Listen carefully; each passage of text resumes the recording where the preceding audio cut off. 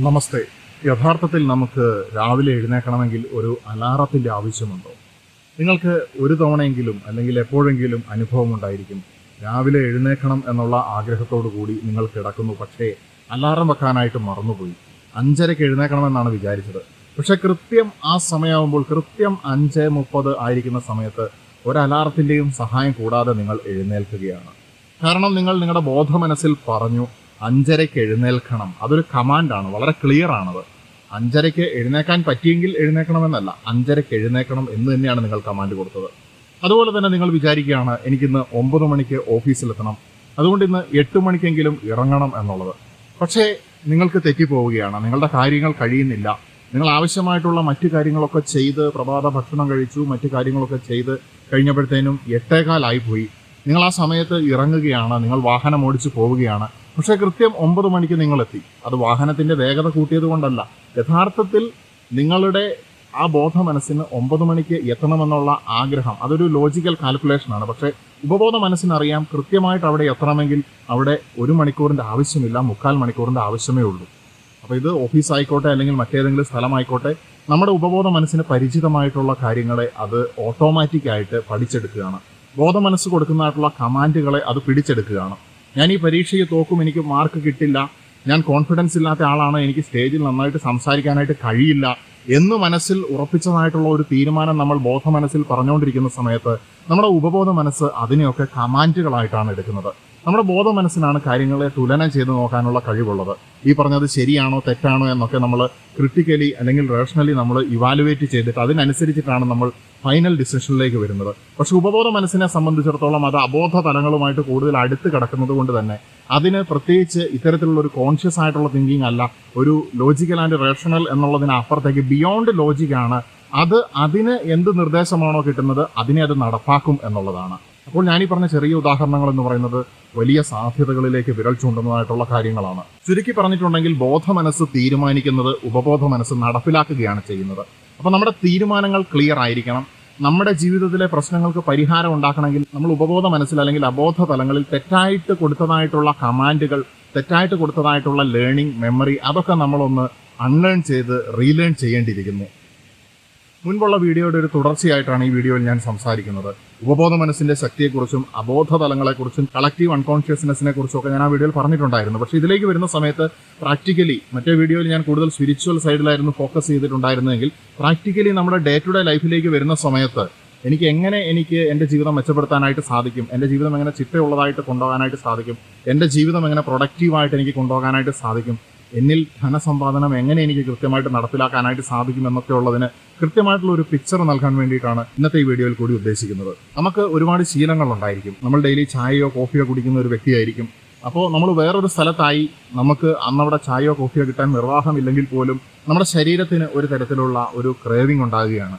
പുകവലിക്കുന്ന ആൾക്കാരെ ശ്രദ്ധിച്ചിട്ടുണ്ടെങ്കിൽ നിങ്ങൾക്കറിയാം, എല്ലാ ദിവസവും ചായ കുടിച്ചിട്ട് പുകവലിക്കുന്ന ഒരു വ്യക്തിയെ സംബന്ധിച്ചിടത്തോളം കൃത്യമായിട്ട് ആ ചായ കൂടി കഴിഞ്ഞ ഉടനെ ആ പുകവലി കിട്ടിയില്ലെങ്കിൽ അയാൾക്ക് എന്തോ രീതിയിലുള്ളൊരു ബുദ്ധിമുട്ട് അനുഭവപ്പെടുന്നത് നിങ്ങൾക്ക് മനസ്സിലാക്കാനായിട്ട് സാധിച്ചിട്ടുണ്ടായിരിക്കും.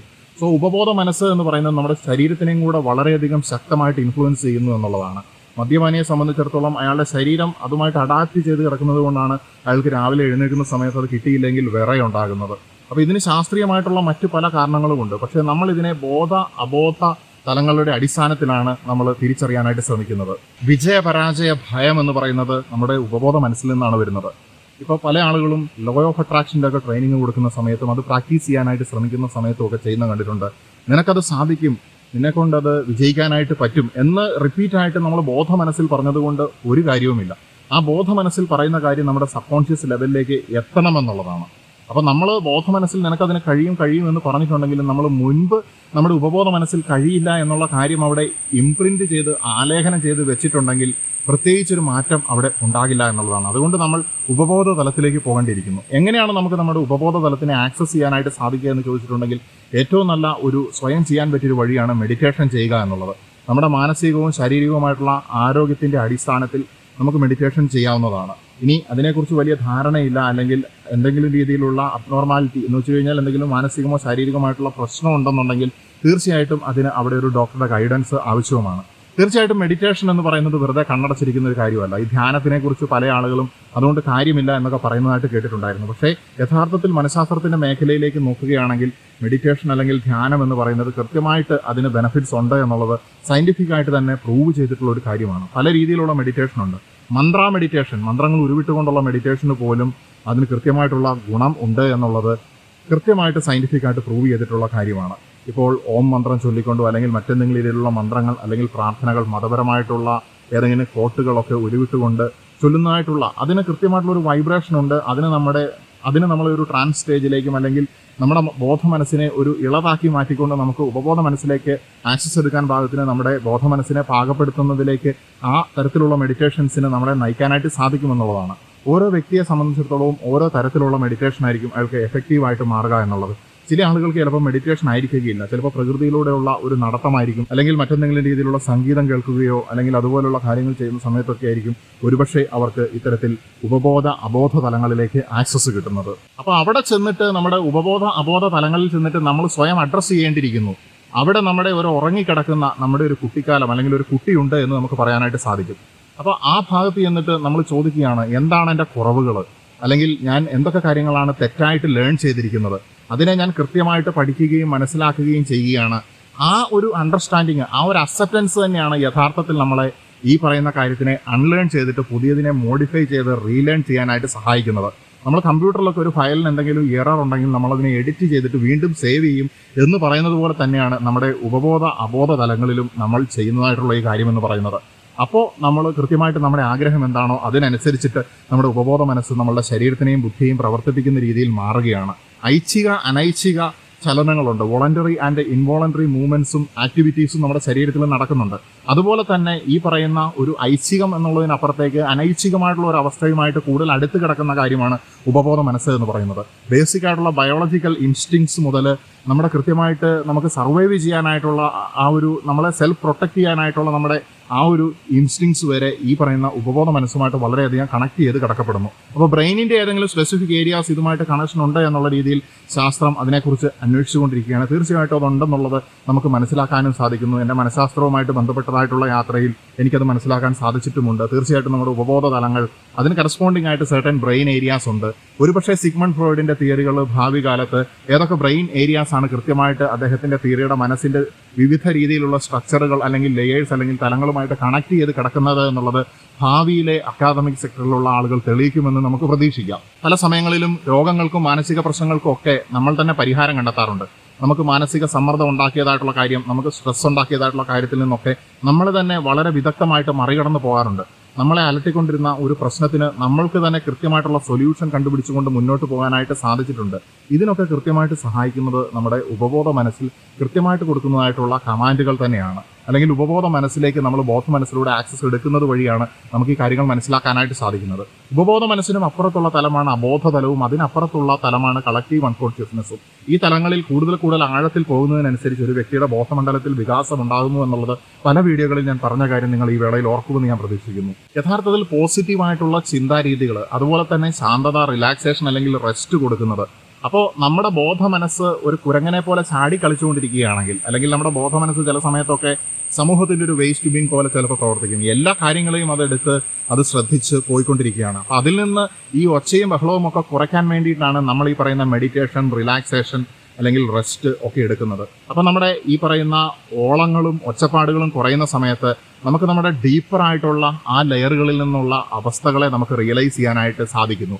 നിശബ്ദമായിട്ടിരിക്കുന്ന സമയത്ത് നമുക്ക് വിദൂരത്തിൽ നിന്നുള്ള ശബ്ദങ്ങൾ കേൾക്കാൻ കഴിയുന്നു എന്ന് പറയുന്നത് പോലെ തന്നെ നമ്മൾ മനസ്സിനെ നിശബ്ദമാക്കുന്ന സമയത്ത്, നമ്മൾ ശാന്തമാകുന്ന സമയത്ത് നമുക്ക് പ്രപഞ്ചത്തിൽ നിന്നും അതുവഴി നമ്മുടെ ആത്മാവ് വഴി നൽകുന്നതായിട്ടുള്ള സന്ദേശങ്ങളിലേക്കും നമുക്ക് ആക്സസ് കിട്ടുന്നു. അതിൻ്റെ അവസ്ഥകൾ നമുക്ക് മനസ്സിലാക്കാനായിട്ട് സാധിക്കുന്നു. എൻ്റെ ജീവിതം, എൻ്റെ അസ്തിത്വം, എൻ്റെ ശരിയായിട്ടുള്ള അവസ്ഥ, ഞാനിപ്പോൾ എൻ്റെ യഥാർത്ഥത്തിലുള്ള ഫ്രീക്വൻസിയിൽ നിന്ന് മാറി ഞാൻ ഏതവസ്ഥയിലാണ് സഞ്ചരിച്ചുകൊണ്ടിരിക്കുന്നത്, എത്രമാത്രം അന്തരം എൻ്റെ ഐഡിയൽ സെൽഫും റിയൽ സെൽഫും തമ്മിലുണ്ട്, അതായത് എൻ്റെ യഥാർത്ഥത്തിൽ ഇപ്പോൾ ഉള്ള അവസ്ഥയിൽ ഞാൻ എത്തിച്ചേരണമെന്ന് ഞാൻ സ്വപ്നം കാണുന്നതായിട്ടുള്ള അവസ്ഥയും തമ്മിൽ എത്രമാത്രം അകലമുണ്ട്, എനിക്ക് എങ്ങനെ അതുമായിട്ട് കൂടുതൽ അടുക്കാനായിട്ട് സാധിക്കും എന്നൊക്കെയുള്ളത് നമുക്ക് കൃത്യമായിട്ട് ശാന്തമായിട്ടിരിക്കുന്ന അവസ്ഥകളിൽ ഇവാലുവേറ്റ് ചെയ്ത് മനസ്സിലാക്കാനായിട്ട് സാധിക്കുന്നു എന്നുള്ളതാണ്.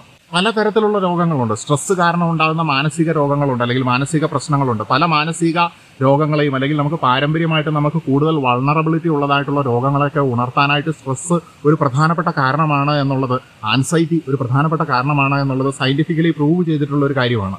അപ്പോൾ നമ്മളെ മാനസിക സമ്മർദ്ദം, അത്തരത്തിലുള്ള നെഗറ്റീവായിട്ടുള്ള കാര്യങ്ങൾ, തിങ്കിങ് പാറ്റേൺസ്, അതായത് നമ്മൾക്ക് അനാവശ്യമായിട്ടുണ്ടാകുന്ന, നിരന്തരമായിട്ടുണ്ടാകുന്നതായിട്ടുള്ള കുറ്റബോധങ്ങൾ, ഇതിൽ നിന്നൊക്കെ നമ്മൾ മുക്തി പ്രാപിക്കുന്ന സമയത്ത് നമ്മൾ പലവിധ മാനസിക ശാരീരിക പ്രശ്നങ്ങളെയും അകറ്റി നിൽക്കുകയാണ്. എന്നാൽ ഇതിൽ തന്നെ നമ്മൾ കഴിയുന്ന സമയത്ത് നമ്മൾ കൂടുതൽ കാലം സ്ട്രെസ് അനുഭവിക്കുകയാണ്, ടെൻഷൻ അനുഭവിക്കുകയാണ്, അനാവശ്യമായിട്ട് ആൻഷ്യസ് ആകുകയാണ്. അതിനനുസരിച്ചിട്ടുള്ള ശാരീരികവും മാനസികവുമായിട്ടുള്ള പ്രശ്നങ്ങൾ നമുക്ക് വരുന്നു എന്നുള്ളത് നമുക്ക് മനസ്സിലാക്കാനായിട്ടും സാധിക്കുന്നുണ്ട്. അടിസ്ഥാനപരമായിട്ട് മനുഷ്യന്റെ മനസ്സ് തേടുന്നത്, ഓരോ മനുഷ്യന്റെ ആത്മാവും തേടിക്കൊണ്ടിരിക്കുന്നത് മനുഷ്യൻ ഇതുവരെ സ്പർശിച്ചിട്ടില്ലാത്ത അത്തരത്തിലുള്ള മനോഹരമായിട്ടുള്ള വൈൽഡായിട്ടുള്ള സ്ഥലങ്ങളെയാണ്. അപ്പം നമുക്ക് കാംനെസ് ആണ് ബേസിക്കലി നമ്മുടെ ഒരു നേച്ചർ എന്ന് പറയുന്നത്. പക്ഷേ നമ്മൾ ഈ സൊസൈറ്റി, നമ്മൾ ആയിരിക്കുന്നതായിട്ടുള്ള മിഥ്യയിലേക്ക് നമ്മൾ ഇറങ്ങിപ്പോകുന്നതുകൊണ്ട് ഈ കാംനെസ് മാറിയിട്ട് നമുക്ക് റെസ്റ്റ്ലെസ് ആയിട്ടുള്ള ഒരു അവസ്ഥ നമുക്ക് ഉണ്ടാകുകയാണ്. ആ അവസ്ഥ ഉണ്ടാകുമ്പോൾ തന്നെ നമ്മുടെ കാമായിട്ടുള്ള ജീവിതത്തിൻ്റെ ആ ഒരു അവസ്ഥയിൽ ഇംബാലൻസസ് ഉണ്ടാകുന്നു, താളം തെറ്റുന്നു എന്നുള്ളത് നമുക്ക് കോമൺ സെൻസ് ഉപയോഗിച്ച് ചിന്തിച്ചിട്ടുണ്ടെങ്കിൽ മനസ്സിലാക്കാൻ സാധിക്കുന്ന ഒരു കാര്യം തന്നെയാണ്. അപ്പോൾ എൻ്റെ ശാന്തതയാണ് എൻ്റെ ഏറ്റവും പ്രധാനപ്പെട്ട ശക്തി എന്നുള്ളത് നമ്മൾ മനസ്സിലാക്കേണ്ടിയിരിക്കുന്നു. കാരണം വെൽ ബാലൻസ്ഡ് ആയിട്ടുള്ളതാണ് ഏറ്റവും പവർഫുൾ ആയിട്ടുള്ള അവസ്ഥ എന്ന് പറയുന്നത്. ഉപബോധ മനസ്സ് പലപ്പോഴും ഒരു ഓട്ടോ പൈലറ്റ് ജീവിതമാണ് നയിക്കുന്നത്. നമ്മൾ വാഹനം ഓടിക്കുന്ന ആൾക്കാർക്കൊക്കെ അറിയാം, ചില സമയത്ത് ചില ആൾക്കാരൊക്കെ റോങ് സൈഡിലൊക്കെ വരുമ്പോൾ നമ്മൾ പെട്ടെന്ന് ബ്രേക്ക് ചെയ്യും, അല്ലെങ്കിൽ കൃത്യമായിട്ട് നമുക്ക് സ്റ്റിയറിംഗ് വെട്ടിച്ച് രക്ഷപ്പെട്ടു പോകാനായിട്ട് സാധിക്കുന്നു. അത് കഴിയുമ്പോഴായിരിക്കും നമ്മൾ ചിന്തിക്കുന്നത്, ഞാൻ എന്താണ് ചെയ്തത്, ഞാൻ എങ്ങനെ രക്ഷപ്പെട്ടു എന്നുള്ളത്. കൃത്യമായിട്ടും നമ്മുടെ ബോധ മനസ്സിനപ്പുറത്തേക്ക് നമ്മുടെ ഉപബോധ തലങ്ങളിലുള്ള ഒരു ലേണിംഗ് ആണ് അവിടെ നമ്മളുടെ സർവൈവലിന് വേണ്ടി പുറത്തേക്ക് വന്നത് എന്നുള്ളതാണ്. അപ്പോൾ ഈ ഓട്ടോ പൈലറ്റ് ആയിട്ട് ഈ ഒരു എക്സാമ്പിളിൽ പറഞ്ഞതുപോലെ നമ്മുടെ ജീവിതത്തിൽ നെഗറ്റീവായിട്ടുള്ള കാര്യങ്ങളെയും കൊണ്ടുവരാനായിട്ട് ഉപബോധ തലത്തിന് സാധിക്കും. എപ്പോഴാണ് അങ്ങനെ സംഭവിക്കുന്നത്? നമ്മൾ ഈ കോൺഷ്യസ് മൈൻഡിൽ നിന്ന് കാലാകാലങ്ങളായിട്ട് കൊടുത്തുകൊണ്ടിരുന്ന നെഗറ്റീവായിട്ടുള്ള കാര്യങ്ങൾ അവിടെ കിടക്കുകയും അത് വീണ്ടും അവിടെ കിടന്ന് പ്രശ്നമാവുകയും ചെയ്യുന്ന അവസ്ഥയിലാണ് നമ്മൾ ജീവിതത്തിൽ നമ്മുടെ ജീവിതത്തിനെ തന്നെ വീണ്ടും വീണ്ടും നെഗറ്റീവായിട്ടുള്ള അവസ്ഥകളിലേക്ക് കൊണ്ടുപോകുന്നത്. ഒരു വലിയ പ്രശ്നത്തിനെക്കുറിച്ച് ഒരുപാട് ചിന്തിച്ചു, പക്ഷേ അതിനെയൊക്കെ വിട്ട് ഇരിക്കുന്ന ഒരു സമയത്ത്, അപ്രതീക്ഷിതമായിട്ടുള്ള ഒരു സമയത്ത്, ഒരു അവസ്ഥയിൽ നമുക്ക് അതിനുള്ള പരിഹാരം വരികയാണ്, അതിനുള്ള ഉത്തരം വരികയാണ്. എവിടെ നിന്നാണ് ഇത് വരുന്നത്? തീർച്ചയായിട്ടും നമ്മുടെ ബോധതലം എന്നുള്ളതിനപ്പുറത്തേക്ക് ചിലപ്പോൾ നമ്മൾ ആഴ്ചകളോളം ചിന്തിച്ച ഒരു കാര്യമായിരിക്കും. ഉറങ്ങി എഴുന്നേറ്റ് പിറ്റേ ദിവസം അതിനുള്ള ഉത്തരം കിട്ടിയിരിക്കുന്നു. നമ്മുടെ ബോധ മനസ്സ് ഹാൻഡിൽ ചെയ്യാൻ പറ്റാത്ത കാര്യത്തിനെ വിട്ടുകൊടുക്കുകയാണ് സബ് കോൺഷ്യസ് മൈൻഡിലേക്ക്. ആൻഡ് സബ് കോൺഷ്യസ് മൈൻഡിന് കൂടുതൽ ഡീപ്പറായിട്ടുള്ള ലെവലുകളിലേക്ക് ആക്സസ് ഉണ്ട്. അത് അവിടെ നിന്ന് കാര്യങ്ങളെ മനസ്സിലാക്കിയതിന് ശേഷം നമ്മുടെ ബോധത്തിലേക്ക് തരികയും നമ്മൾ ആ പ്രശ്നത്തിന് ഒരു സൊല്യൂഷൻ ഉണ്ടാക്കുകയും ചെയ്യുകയാണ്. മനഃശാസ്ത്രം ഇൻസൈറ്റ് ലേണിംഗ് പോലുള്ള കൺസെപ്റ്റുകളിലൂടെ ഇത്തരത്തിലുള്ള കാര്യങ്ങളിലേക്ക് വെളിച്ചം വീശിയിട്ടുമുണ്ട്. ഇൻസൈറ്റ് ലേണിംഗ് അഥവാ ആഹാ എക്സ്പീരിയൻസ് എന്ന് പറയുന്നതായിട്ടുള്ള അവസ്ഥ, പണ്ട് യുറേക്ക എന്ന് പറഞ്ഞുകൊണ്ട് സയന്റിസ്റ്റ് ഇറങ്ങി ഓടിയതുപോലെ തന്നെ നമ്മുടെ ജീവിതത്തിലും അനുഭവങ്ങളും അവസ്ഥകളും ഉണ്ടാകുന്നുണ്ട്. അപ്പം നമ്മൾ എന്തിനെയാണോ തേടിക്കൊണ്ടിരിക്കുന്നത് തീർച്ചയായിട്ടും അത് നമ്മളിലേക്ക് എത്തിച്ചേരും എന്നുള്ളതാണ്. നമ്മുടെ ബോധ മനസ്സിന് നമ്മൾ പഠിച്ചൊരു ഭാഷ അറിയാം, അല്ലെങ്കിൽ ഭാഷയില്ലാതെയും അത് ലോജിക്കലായിട്ട് ചിന്തിക്കും. പക്ഷെ നമ്മുടെ ഉപബോധ തലത്തിനെ സംബന്ധിച്ചിടത്തോളം അതെപ്പോഴും പ്രതീകാത്മകമായിട്ടാണ് സംസാരിച്ചുകൊണ്ടിരിക്കുന്നത്, സിംബോളിക് ആയിട്ടാണ് നമ്മളോട് കമ്മ്യൂണിക്കേറ്റ് ചെയ്തുകൊണ്ടിരിക്കുന്നത്. അത് ചിലപ്പോൾ നമ്മുടെ സ്വപ്നത്തിലൂടെ നമ്മളെ കമ്മ്യൂണിക്കേറ്റ് ചെയ്തുകൊണ്ടിരിക്കും. നമ്മൾ പ്രധാനമായിട്ടും സ്വപ്നത്തിൽ നമ്മുടെ ആഗ്രഹങ്ങൾ, നമ്മുടെ ആകുലതകൾ, നമ്മുടെ ഭയങ്ങളൊക്കെയാണ് പലപ്പോഴും നമ്മൾ സ്വപ്നങ്ങളിൽ കാണുന്നത്. ചില സമയത്ത് ചില സ്വപ്നങ്ങളിൽ കൂടെ പരിഹാരങ്ങളും അല്ലെങ്കിൽ മുന്നോട്ട് പോകേണ്ട ചില നിർദ്ദേശങ്ങളും ഒക്കെ നമുക്ക് ലഭിക്കാറുണ്ട് എന്നുള്ളതാണ്. ഇൻറ്റ്യൂട്ടീവ് ഫീലിങ്സ്, അതുപോലെ തന്നെ ഡേജാവു എക്സ്പീരിയൻസസ് ഒക്കെ നമ്മുടെ ഈ സബ് കോൺഷ്യസ് മൈൻഡ് നമ്മളോട് കമ്മ്യൂണിക്കേറ്റ് ചെയ്യുന്നതിൻ്റെ ചില അടയാളങ്ങൾ മാത്രമാണ്. ഞാൻ ദിവസേന എക്സസൈസ് ചെയ്യും എന്ന് പറയുന്നതിനേക്കാൾ നല്ലത് ഞാൻ ദിവസേന എക്സസൈസ് ചെയ്യുന്നു എന്ന് പറയുന്നതാണ്. അതായത് മറ്റേത് ഭാവിയിൽ ഞാൻ ചെയ്യാൻ പോകുന്ന കാര്യമാണ്, നാളെ നീളെ എന്നുള്ളതാണ്. ഞാൻ ദിവസേന എക്സസൈസ് ചെയ്യുന്നു എന്ന് പറഞ്ഞാൽ ഇപ്പോൾ ഞാൻ ചെയ്യുന്നതാണ്. അപ്പോൾ അത് നമ്മൾ മനസ്സിലേക്ക് നമ്മൾ കൊടുക്കാനായിട്ട് സാധിക്കുന്ന സമയത്ത് വെറുതെ ബോധത്തിൽ പറയുന്നത് കൊണ്ടല്ല, നമ്മുടെ ഉപബോധ തലത്തിലേക്ക് അത് കൊടുക്കണമെന്നുണ്ടെങ്കിൽ നമ്മൾ തീർച്ചയായിട്ടും അതിലേക്ക് ഇറങ്ങിയിരിക്കണം. അപ്പോൾ ഇത് രണ്ടും പരസ്പര പൂരകമായിട്ടാണ് വർക്ക് ചെയ്യുന്നത്. ആ ഇറങ്ങിക്കൊണ്ടിരിക്കുമ്പോൾ ഞാൻ ഇത് ദിവസേന ചെയ്യുന്നു എന്നുള്ള ആ കമാൻഡ് നമ്മുടെ ഉപബോധ തലത്തിലേക്ക് പോകും. അത് കറക്റ്റായിട്ട് നമുക്ക് കുറച്ച് ദിവസമെങ്കിലും കൊണ്ടുപോകാനായിട്ട് സാധിച്ചിട്ടുണ്ടെങ്കിൽ ഓട്ടോമാറ്റിക്കായിട്ട് നമ്മൾ ആ കാര്യവുമായിട്ട് അഡാപ്റ്റ് ആകും എന്നുള്ളതാണ്. വളരെ പവർഫുൾ ആയിട്ടുള്ള ഓട്ടോ സജഷനാണിത്. ഇത്തരത്തിൽ ഓട്ടോ സജഷൻ അഥവാ ഹിപ്നോസിസ് ചെയ്യുന്ന സമയത്ത് നമ്മൾ ക്ലയൻസിന് അങ്ങോട്ട് പറഞ്ഞു കൊടുക്കുന്ന സജഷൻസ് ഉണ്ട്. അത് ഓട്ടോ സജഷൻ അല്ല, അതൊരു സൈക്കോളജിസ്റ്റ് അങ്ങോട്ടേക്ക് പറഞ്ഞു കൊടുക്കുന്നതാണ്. അത് എക്സ്റ്റേണൽ വരുന്ന ഒരു സജഷനാണ്. പക്ഷെ നമ്മുടെ ഉള്ളിൽ തന്നെ നമ്മൾ സെൽഫായിട്ട് കൊടുക്കുന്ന സമയത്ത്, ഓട്ടോ സജഷൻ കൊടുക്കുന്ന സമയത്ത്, അല്ലെങ്കിൽ ഒരു സെൽഫ് ഹിപ്നോസിസിലൂടെ ഒക്കെ കടന്നു പോകുന്ന സമയത്ത് നമുക്ക് തീർച്ചയായിട്ടും നമ്മുടെ ഉപബോധ മനസ്സിനെ റീവയർ ചെയ്ത് റീപ്രോഗ്രാം ചെയ്യാനായിട്ട് സാധിക്കുമെന്നുള്ളതാണ്. ഉപബോധ മനസ്സ് വാക്കുകൾക്കപ്പുറത്തേക്ക് ഇമോഷൻസിലൂടെയാണ് കാര്യങ്ങളെ മനസ്സിലാക്കുന്നത്. ഞാൻ സമാധാനത്തിലാണ് എന്നുള്ളത് ഉപബോധ മനസ്സിന് ഫീൽ ചെയ്തിട്ടുണ്ടെങ്കിൽ മാത്രമേ അത് പിന്നീട് അതിനെ മാനിഫെസ്റ്റ് ചെയ്യുകയുള്ളൂ. ചില സമയത്ത് ഉപബോധ മനസ്സ് നമ്മളോട് കള്ളം പറയാറുണ്ട്, അല്ലെങ്കിൽ നമ്മളെ മാനിപ്പുലേറ്റ് ചെയ്യാറുണ്ട്. നമ്മൾ പ്രതീക്ഷിക്കാത്ത കാര്യങ്ങൾ നമ്മളെ കൊണ്ട് ചെയ്യിക്കാറുണ്ട്. ഫോർ എക്സാമ്പിൾ, നമ്മൾ ഭയങ്കര വിഷമിച്ചു പോയി ഒരു സംഭവം ഉണ്ടായപ്പം, അല്ലെങ്കിൽ ഏതെങ്കിലുമായിട്ടുള്ള ഒരു വ്യക്തിയുമായിട്ട് ഇടപെട്ട സമയത്ത് വളരെയധികം മാനസിക സമ്മർദ്ദവും ബുദ്ധിമുട്ടും ആഘാതവും ഉണ്ടായി. അപ്പോൾ നമ്മൾ എന്ത് ചെയ്യും? നമ്മുടെ ബോധമനസ്സ് അത് വളരെയധികം കാൽക്കുലേറ്റ് ചെയ്ത് ബുദ്ധിമുട്ടുന്ന സമയത്ത് പെട്ടെന്ന് ഉപബോധ മനസ്സ് നമ്മളെ കൊണ്ട് ഓട്ടോമാറ്റിക്കായിട്ട് വേഗം നടന്ന് വാഹനവും എടുത്ത് ഏതെങ്കിലും മനോഹരമായിട്ടുള്ള ഒരു സ്ഥലത്ത് പോയിരുന്ന് കാഴ്ചകൾ കാണും, ശുദ്ധവായു ശ്വസിക്കൂ, അല്ലെങ്കിൽ ഏതെങ്കിലും ഒരു കഫയിൽ പോയി ചായ കുടിക്കൂ, അല്ലെങ്കിൽ ചെറിയൊരു യാത്ര ചെയ്യൂ എന്ന് പറഞ്ഞുകൊണ്ട് നമ്മളെ കൊണ്ട് ഓട്ടോമാറ്റിക്കായിട്ട് ചില കാര്യങ്ങൾ ചെയ്യിപ്പിക്കുകയാണ്. ഇത് അധികരിച്ചു വരുന്ന അവസ്ഥയല്ല ഞാൻ പറയുന്നത്. ഇത് പ്രത്യേകിച്ച് ഏതെങ്കിലും ഒരു ഡിഫൻസ് മെക്കാനിസമായിട്ട് മാറുകയാണെങ്കിൽ അത് നെഗറ്റീവായിട്ട് തന്നെ നമ്മളെ അഫക്റ്റ് ചെയ്യും. അപ്പം നമ്മൾ ഡീപ്പർ ലെവലിൽ പോയിട്ട് നമ്മുടെ പ്രശ്നത്തിനെ കൃത്യമായിട്ട് അഡ്രസ്സ് ചെയ്യുക എന്നുള്ളതാണ്. അബോധതലങ്ങളിൽ എവിടെയാണ് എനിക്ക് പ്രശ്നം ഉള്ളതുകൊണ്ടാണ് എനിക്ക് ബോധതലത്തിൽ ഇങ്ങനെ വരുന്നത് എന്നുള്ളത് നമ്മൾ ഉള്ളിലേക്ക് ഇറങ്ങി ചിന്തിക്കുന്ന സമയത്ത് പുറത്തുള്ള കാര്യങ്ങൾക്ക് നമ്മളെ വലിയ രീതിയിൽ അഫക്റ്റ് ചെയ്യാനായിട്ട് സാധിക്കില്ല. നമ്മുടെ inner world rich and powerful ആണ് എന്നുണ്ടെങ്കിൽ അതിനുള്ളിലേക്ക് പുറത്തുള്ള മാലിന്യങ്ങൾ കടന്നു വരാതെ തന്നെ നമുക്ക് ശക്തമായിട്ട് മുന്നോട്ട് പോകാനായിട്ട് സാധിക്കുകയും ചെയ്യും. ഒരാൾക്ക് പ്രത്യേകിച്ച് ഒരു കാര്യം ചെയ്യണമെന്ന് വളരെ ആഗ്രഹമാണ്. അവസരം കിട്ടുന്ന സമയത്ത് പ്രസംഗിക്കണം, അല്ലെങ്കിൽ പാട്ട് പാടണം, സംസാരിക്കണം പബ്ലിക്കിന്റെ മുന്നിൽ എന്നൊക്കെ വളരെയധികം ആഗ്രഹമുണ്ട്. അങ്ങനെ മനസ്സിൽ ഉറച്ച ആൾ ഇരിക്കുകയാണ്. ഉപബോധ മനസ്സിലും സജഷനൊക്കെ കൊടുത്തിരിക്കുകയാണ്. പക്ഷെ അവസരം വരുന്ന സമയത്ത് പെട്ടെന്നൊരു പേടി അയാളെ പുറകോട്ട് വലിക്കുകയാണ്. അയാൾക്കത് ചെയ്യാനായിട്ട് സാധിക്കുന്നില്ല. ഇന്ന കാര്യങ്ങളും ഫെസിലിറ്റീസും ഒക്കെ ഉണ്ടെങ്കിൽ എനിക്ക് കാര്യങ്ങൾ കൃത്യമായിട്ട് ചെയ്യാനായിട്ട് സാധിക്കുമെന്ന് അയാൾ വിചാരിക്കുകയാണ്. ബട്ട് ഈ ഫെസിലിറ്റീസ് എല്ലാം അയാൾക്ക് കിട്ടിക്കഴിഞ്ഞപ്പോഴും അയാൾക്ക് കാര്യങ്ങൾ ചെയ്യാനായിട്ട് സാധിക്കുന്നില്ല. ഇതൊക്കെ ഉപബോധ മനസ്സിൽ തെറ്റായിട്ട് പ്രോഗ്രാം ചെയ്ത് കിടക്കുന്നതായിട്ടുള്ള ഫിയറുകൾ മൂലം ഉണ്ടാകുന്ന കാര്യമാണ്. അപ്പോൾ നമ്മൾ എന്ത് ചെയ്യണം? ഉപബോധ മനസ്സിൽ പോയിട്ട് ഈ കാര്യങ്ങളെ റീ എഞ്ചിനീയറിംഗ് ചെയ്യണം, റീവയർ ചെയ്യണം എന്നുള്ളതാണ്. ചുരുക്കി പറഞ്ഞിട്ടുണ്ടെങ്കിൽ ഇങ്ങനെയുള്ള കാര്യങ്ങളുടെയൊക്കെ സൊല്യൂഷൻ എന്ന് പറയുന്നത് പുറത്തുള്ള ലോകത്തിനേക്കാളും ഒരുപക്ഷെ ഉള്ളിലേക്ക് തിരിയുന്ന സമയത്തായിരിക്കും നമുക്ക് ലഭിക്കുന്നത്. സത്യമായിട്ടുള്ള ചിന്തയെയും ഫേക്ക് ആയിട്ടുള്ള ചിന്തയെയും ഈ ഉപബോധ മനസ്സിനെ മനസ്സിലാക്കാനായിട്ട് സാധിക്കുന്നില്ല. ഇപ്പം നമ്മുടെ ശരീരത്തിനൊരു പ്രത്യേകതയുണ്ട്. മാനസികമായിട്ട് നമുക്ക് വേദന ഉണ്ടാകുന്ന സമയം, ശാരീരികമായിട്ട് വേദന ഉണ്ടാകുന്ന സമയം, ഈ രണ്ട് കാര്യങ്ങളെയും ബ്രെയിൻ ഒരേ രീതിയിലാണ് മനസ്സിലാക്കുന്നത്. അപ്പോൾ പെയിൻ എന്ന് പറയുന്ന ആ ഒരു കൺസെപ്റ്റ് തന്നെ നിങ്ങൾ ചിന്തിക്കുക. അപ്പം നമ്മുടെ ശരീരത്തിൻ്റെ ഒരു സ്വഭാവമാണത്. What is real, what is fake. നമ്മൾ ഏറ്റവും കൂടുതൽ യഥാർത്ഥത്തിൽ സഫർ ചെയ്യുന്നത് നമ്മുടെ തന്നെ ഭാവനയിൽ കൂടെയാണ്. അപ്പം നമ്മുടെ ആ സഫറിങ് കുറയ്ക്കണമെങ്കിൽ നമ്മുടെ ഭാവന, ആ സഫറിങ്ങുമായിട്ട് ബന്ധപ്പെട്ട ഭാവനയ്ക്ക് പകരം നമ്മൾ കൂടുതൽ എൻജോയ്മെൻ്റ് ആയിട്ടുള്ള, നമ്മളെ സന്തോഷിപ്പിക്കുന്നതായിട്ടുള്ള ഭാവനകൾ കൊണ്ടുവരികയാണെങ്കിൽ നമുക്ക് കൃത്യമായിട്ട് ആ സഫറിങ്ങിനെ നമുക്ക് കുറച്ച് കൊണ്ടുവരാനായിട്ട് സാധിക്കും. നമുക്ക് പ്രത്യേകിച്ച് വലിയ രോഗമൊന്നുമില്ല, ചെറിയ ചില ആരോഗ്യ പ്രശ്നങ്ങളൊക്കെ ഉണ്ട്. പക്ഷേ ഞാൻ ചിന്തിക്കുകയാണ് ഞാൻ രോഗിയാണ് എന്ന് ചിന്തിച്ചുകൊണ്ടേ ഇരിക്കുകയാണെങ്കിൽ ആ രോഗം ഒരുപക്ഷെ നമ്മളെ കീഴ്പ്പെടുത്തിയേക്കാം. എന്നാൽ ഞാൻ ആരോഗ്യവാനാണ്, ഞാൻ ആരോഗ്യവതിയാണ്, എനിക്ക് കൃത്യമായിട്ട് മുന്നോട്ട് പോകാനായിട്ട് സാധിക്കും, എന്ത് പ്രശ്നമുണ്ടായാലും ഞാൻ സയൻറ്റിഫിക്കായിട്ട് അതിനെ നേരിടും എന്നുള്ളൊരു ചിന്ത നമ്മുടെ ഉള്ളിലുണ്ട് എന്നുണ്ടെങ്കിൽ കൂടുതൽ കാലം നമുക്ക് ആരോഗ്യത്തോടു കൂടി നമ്മുടെ കർമ്മം ചെയ്യാനായിട്ട് സാധിക്കുമെന്നുള്ളതാണ്. എന്തിനേറെ പറയുന്നു, നമ്മുടെ ഡെയിലി ബിഹേവിയർ, നമ്മുടെ ഡെയിലി ആക്ടിവിറ്റീസ്, നമ്മുടെ സ്വഭാവം, നമ്മുടെ വ്യക്തിത്വത്തിൻ്റെയൊക്കെ 95% നിർണ്ണയിക്കുന്നത് നമ്മുടെ സബ് കോൺഷ്യസ് മൈൻഡ് അല്ലെങ്കിൽ അബോധ തലങ്ങൾ തന്നെയാണ്. വളരെ കുറഞ്ഞ നമ്മുടെ ഭൂമിയിൽ വെള്ളം 70% നമുക്കറിയാം. കര വളരെ കുറച്ചാണുള്ളത് എന്ന് പറയുന്നത് പോലെ തന്നെ, അതിൽ ശുദ്ധജലം വളരെ കുറച്ചാണ് എന്ന് പറയുന്നത് പോലെ തന്നെ, ഈ വലുതായിട്ടുള്ള ഈ കടലിലെ വളരെ ചെറിയ പുറത്ത് കാണുന്ന ഐസ് കട്ടയുടെ ഭാഗം മാത്രമാണ് നമ്മുടെ ബോധ മനസ്സ് എന്ന് പറയുന്നത്. അപ്പോൾ അതിൻ്റെ ഡീപ്പർ ലെവലിലാണ് നമ്മുടെ യഥാർത്ഥ നമ്മൾ കിടക്കുന്നത്. നമ്മളിൽ എല്ലാ ആളുകൾക്കും ഒരു പേഴ്സണയുണ്ട്. പേഴ്സണ എന്ന് പറഞ്ഞാൽ നമുക്കൊരു മാസ്ക് ഉണ്ട്. ആ പേഴ്സണ അല്ലെങ്കിൽ ആ മാസ്ക് വെച്ചുകൊണ്ട് നമ്മൾ സമൂഹത്തിൽ പ്രവർത്തിച്ചു കൊണ്ടിരിക്കുന്നു. പക്ഷേ യഥാർത്ഥത്തിലുള്ള ഞാൻ ആ ചിരിക്കുന്ന മാസ്കിൻ്റെ പിന്നിൽ കരയുകയായിരിക്കാം, അല്ലെങ്കിൽ ആ കരയുന്ന മാസ്കിൻ്റെ പിന്നിൽ ചിരിക്കുകയുമായിരിക്കാം. അങ്ങനെയാണ് മനുഷ്യന്മാർ മുന്നോട്ട് പോയിക്കൊണ്ടിരിക്കുന്നത്. ജ്ഞാനോദയമൊക്കെ കിട്ടുന്ന വ്യക്തികളെ സംബന്ധിച്ചിടത്തോളം ഈ മാസ്ക് കൂടുതൽ ട്രാൻസ്പെറൻ്റ് ആയിട്ട് മാറുകയാണ്. അപ്പോൾ അവരുടെ ഉള്ളിലുള്ളത് പുറത്തേക്ക് കാണുകയാണ്, തുറന്ന പുസ്തകങ്ങൾ ആയിട്ട് മാറുകയാണ്. അതുകൊണ്ട് തന്നെയാണ് ഗാന്ധിയെ പോലുള്ള വ്യക്തിത്വങ്ങൾ, അദ്ദേഹത്തിൻ്റെ പുസ്തകത്തിൻ്റെ പേരിൽ പോലും നമുക്കത് കാണാം, എൻ്റെ സത്യാന്വേഷണ പരീക്ഷണ കഥകൾ എന്നാണ് പറയുന്നത്. എന്ന് വെച്ച് കഴിഞ്ഞിട്ടുണ്ടെങ്കിൽ അവരായിട്ട് മാറുകയാണ്, അവർ തുറന്നെഴുതുകയാണ്, അവർ തുറന്ന് പറയുകയാണ്. ദേ ആർ ട്രാൻസ്പെറൻറ്റ് ബീയിങ്സ് ആണ് എന്നുള്ളതാണ്. ഒരുപക്ഷെ നമ്മൾ സന്യാസിമാരെയൊക്കെ കണ്ടിട്ടുണ്ടായിരിക്കാം. ചിലപ്പോൾ വസ്ത്രം കുറച്ച് ധരിക്കുന്ന സന്യാസിമാരെ നമുക്കറിയാം. പലരും അധിക്ഷേപിക്കുന്ന സമയത്ത് ഈ ടൗണിലിറങ്ങി കോപ്രായം കാണിക്കുന്ന ആളുകളെക്കുറിച്ചല്ല ഞാൻ പറയുന്നത്. യഥാർത്ഥത്തിൽ ആത്മീയമായിട്ട് വളർന്ന ഒരു വ്യക്തിയെ സംബന്ധിച്ചിടത്തോളം, ഇപ്പം നമ്മൾ ബൈബിളിലേക്കൊക്കെ പോവുകയാണെങ്കിൽ എപ്പോഴാണ് മനുഷ്യന് നാണമുണ്ടായത് എന്ന് ചോദിക്കുകയാണെങ്കിൽ അവൻ തെറ്റ് ചെയ്ത സമയത്താണ് എന്ന് പറയുന്നത് പോലെ, എപ്പോഴാണ് മനുഷ്യന് നാണമില്ലാതെ ആകുന്നത്, അവൻ വളരെയധികം ക്ലിയറായിട്ട് മാറുന്ന സമയത്താണ് എന്നുള്ളത് നമ്മൾ പറയേണ്ടി വരും. അപ്പോൾ ആത്മീയതയിൽ ഈ ട്രാൻസ്പെറൻസി എന്ന് പറയുന്നത് ഫിസിക്കൽ ട്രാൻസ്പെറൻസി, അതിനപ്പുറത്തേക്ക് നമ്മുടെ ഈ പേഴ്സണാലിറ്റിയുടെ ട്രാൻസ്പെറൻസി എന്ന് പറയുന്നത് വളരെ പ്രധാനപ്പെട്ട ഒരു കാര്യമാണ്. ആ ട്രാൻസ്പെറൻസി അറ്റൈൻ ചെയ്യുന്ന സമയത്ത് നമ്മുടെ ഐഡിയൽ സെൽഫും റിയൽ സെൽഫും തമ്മിൽ കൂടുതൽ അടുത്തടുത്ത് മെർജായിട്ട് വരുന്നതായിട്ടുള്ള അവസ്ഥ ഉണ്ടാകുകയാണ്. അവിടെ നമുക്ക് പ്രകാശത്തിൻ്റെ ഒരു സ്ഫുരണം തന്നെ കാണാനായിട്ട് സാധിക്കുമെന്നുള്ളതാണ്.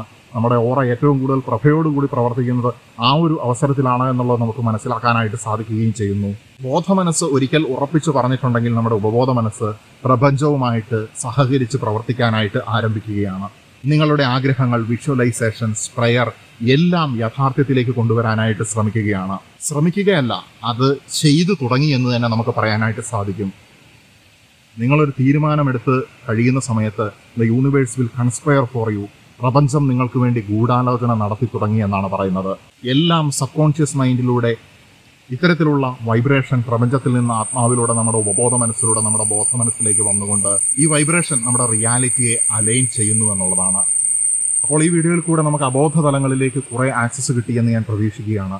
കുറേ പ്രശ്നങ്ങൾക്കുള്ള പരിഹാരം കാണാനുള്ള ശക്തി എന്ന് പറയുന്നത് നമ്മുടെ ഉപബോധ മനസ്സ് തന്നെയാണ് എന്നുള്ളത് നമ്മൾ മനസ്സിലാക്കുകയാണ്. ആത്മീയതയും ശാസ്ത്രവും തമ്മിൽ ഇവിടെ ജോയിൻ്റ് ആവുകയാണ്. ഈ വീഡിയോയിൽ പറഞ്ഞ എല്ലാ കാര്യങ്ങളും ശാസ്ത്രീയമായിട്ട് തെളിയിച്ചതാണ് എന്നുള്ളതോ അല്ലെങ്കിൽ എല്ലാ പ്രശ്നങ്ങൾക്കുള്ള പരിഹാരമാണ് എന്നുള്ളതോ ഒരിക്കലും ഞാൻ അവകാശപ്പെടുന്നില്ല. നിങ്ങളുടെ മനസ്സിലെ ഫിൽട്ടർ സിസ്റ്റം ഉപയോഗിച്ച് ക്രിട്ടിക്കലായിട്ട് ഇവാലുവേറ്റ് ചെയ്തുകൊണ്ട് മാത്രം മുന്നോട്ട് പോവുക. ഞാൻ പറഞ്ഞതായാലും മറ്റുള്ളവർ പറഞ്ഞതായാലും പുസ്തകങ്ങളിൽ വായിച്ചതായാലും നിങ്ങളുടെ യുക്തിക്കനുസരിച്ച് കാര്യങ്ങളെ ഇവാലുവേറ്റ് ചെയ്തുകൊണ്ട് മുന്നോട്ട് പോവുക. ശാസ്ത്രീയമായിട്ടുള്ള കാര്യങ്ങളെ കൂടി കൂട്ടുപിടിച്ചുകൊണ്ട് ജീവിതം മുന്നോട്ട് പോകുന്ന സമയത്താണ് നമുക്ക് യഥാർത്ഥമായിട്ട് ഈ ഭൗതികമായിട്ടുള്ള ജീവിതം വിജയകരമായിട്ട് മുന്നോട്ട് കൊണ്ടുപോകാനായിട്ട് സാധിക്കുന്നത്. അതുകൊണ്ട് അന്ധവിശ്വാസങ്ങളിലും തെറ്റായിട്ടുള്ള കാര്യങ്ങളിലും ഇങ്ങനെയുള്ള കാര്യങ്ങളിൽ പോലും അമിതമായിട്ട് വിശ്വസിക്കണമെന്ന് ഞാൻ പറയുന്നില്ല. Middle path is the golden path എന്ന് പറഞ്ഞുകൊണ്ട് തൽക്കാലത്തേക്ക് നിർത്തുകയാണ്. നമസ്തേ.